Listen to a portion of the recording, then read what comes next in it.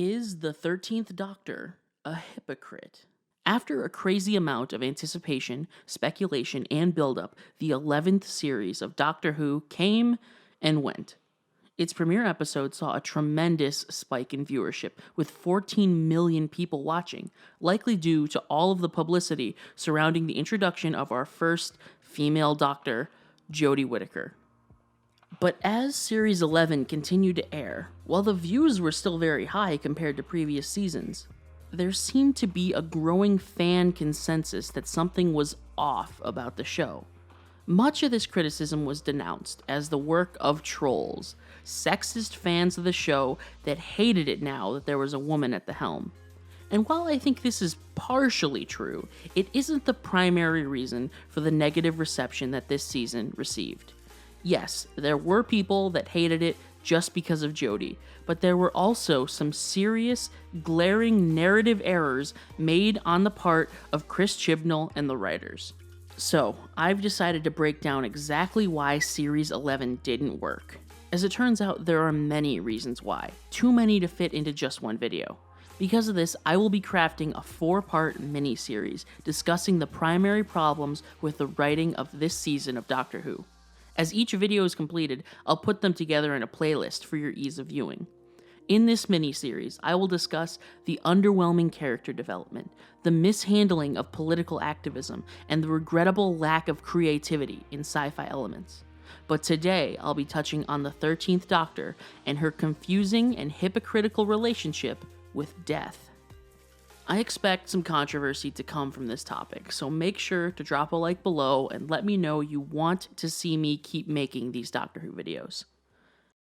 One thing I think is important to understand is that the Doctor's morality has shifted and evolved quite a bit over the years. Some iterations are perfectly okay with killing monsters and villains.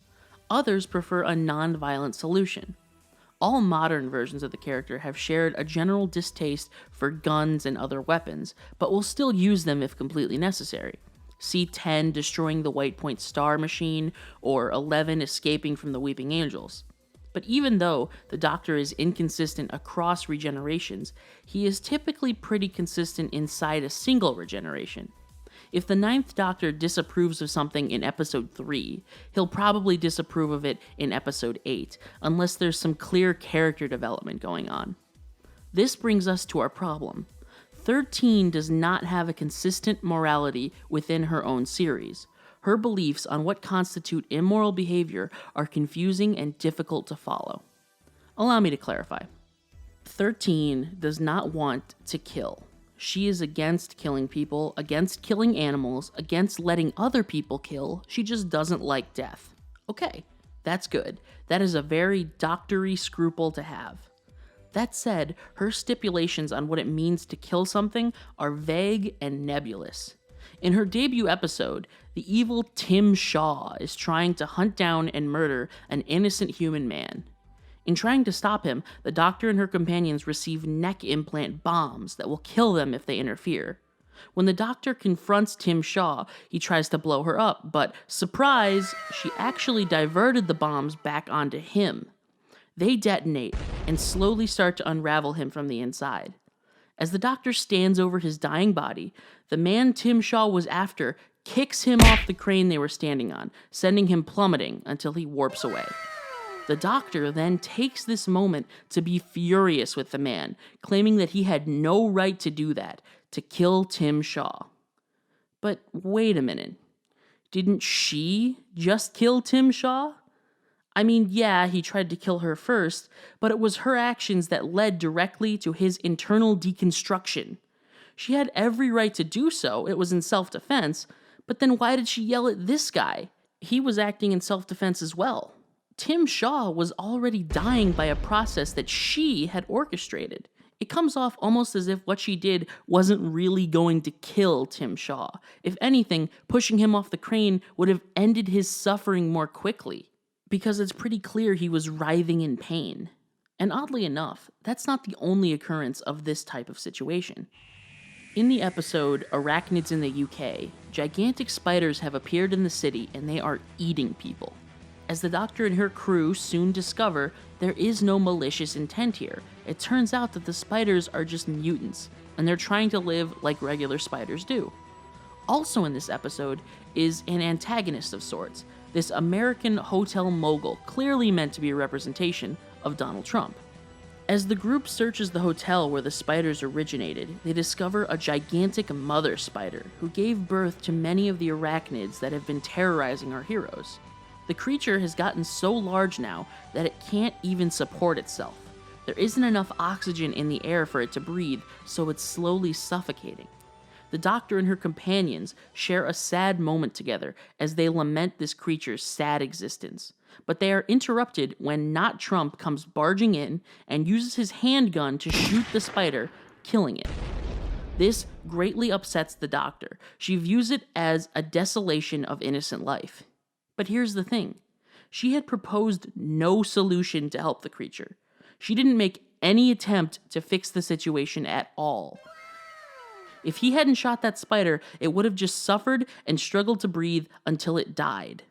This isn't a human life we're talking about, so there really isn't much debate to be had here. When an animal is suffering to the point that it has no quality of life, the humane thing to do is to put it down quickly and painlessly as possible. And yet, this guy is played up as some kind of supervillain for doing that very thing. Not to mention, the Doctor's solution for the rest of the spiders? Instead of killing them, she decides to trap all of them in a single room underground, with no food or water, while they will all collectively starve to death. How is this any better? Does the Doctor only see the existence of life as important and completely disregard the concept of quality of life? Does she not understand that starving something to death is another form of murder? The next episode I want to take a look at is The Witchfinders, where the Doctor is accused of being a witch by 17th century noblemen, including King James I. It turns out that the occult activity they had been investigating was actually just aliens. Big surprise there. And that they had escaped from a prison on top of a hill. The Doctor does what the Doctor does and transforms their prison into a way to kill them. She disposes of all of the aliens except for one, the Queen. King James then takes this opportunity to use the exact same weapon the Doctor had created to smite the Queen as well. This, just like before, upsets the Doctor greatly. According to her, James shouldn't have done that. He had no right to kill the Queen. It's incredible. The Doctor is wearing these rose-colored glasses that show her actions as always completely justified, but the actions of those around her are always deplorable. She just killed far more than he did. What right does she have to be upset with him? Why is she even upset with him? It's mildly infuriating. And even when the Doctor isn't killing anyone, her moral compass is still incredibly confusing.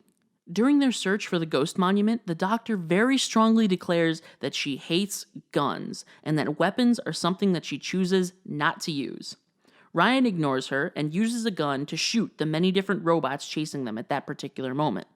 The robots all get up and keep chasing them, and the whole bit is played for laughs, before the Doctor eventually constructs an EMP that knocks the robots out for good. And I have two problems with this scene. First, the Doctor claims she doesn't use weapons, and then she constructs a weapon herself. You could claim that the EMP isn't a weapon, it's actually a tool, but I don't buy it. It did the same thing that the gun did. It shut down the robots. By that logic, the gun isn't a weapon, it's a tool, and its purpose is to shut down robots. That's dumb. The Doctor is clearly being hypocritical with her statement about weapons here. But okay, maybe she just hates guns specifically. This leads to the second problem I have with this scene. Later, in the series finale, Graham and Ryan both pick up guns, and she is totally fine with it. The Doctor makes it a point that she was just laying down the rules before, and that's why it's okay for them to use guns now. What? How does that make any sense? She made a rule that was very important to her, but it doesn't actually have to be followed. She just wanted you to know about it. Actually abstaining from using a gun isn't important to her. She just wants you to think that when you initially meet her.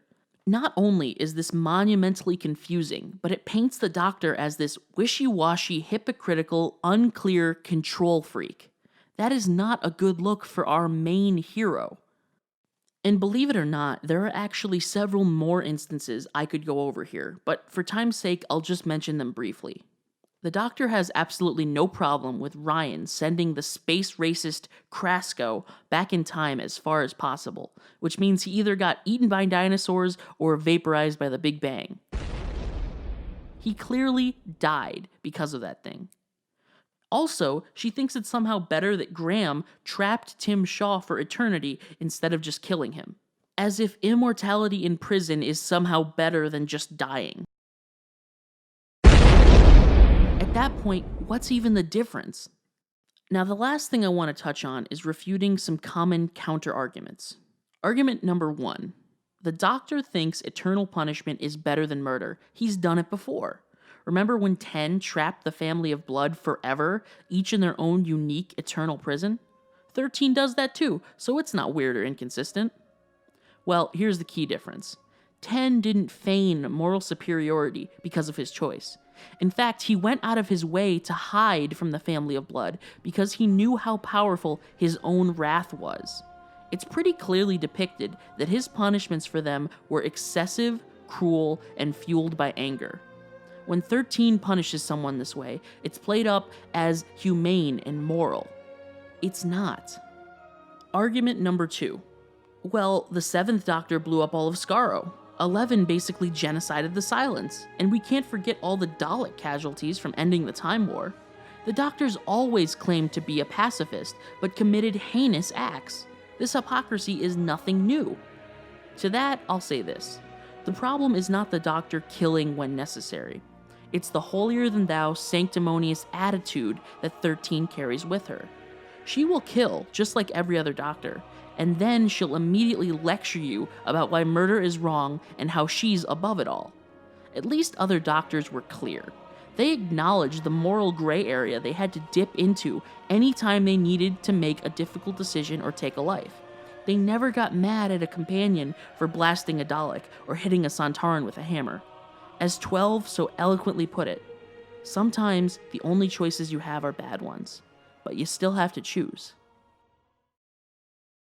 So, those are my thoughts on the 13th Doctor's hypocritical relationship with death. What do you think was a more hypocritical moment this season? Her moment scolding King James, or her plan to kill the spiders? Let me know down in the comments. I'll do my best to get the rest of these Series 11 videos out in a timely manner, along with my other content, including other Doctor Who videos. Until then, remember to give this video a like, subscribe to my channel, and consider supporting me on Patreon. I'd really appreciate it. Until next time, stay frosty.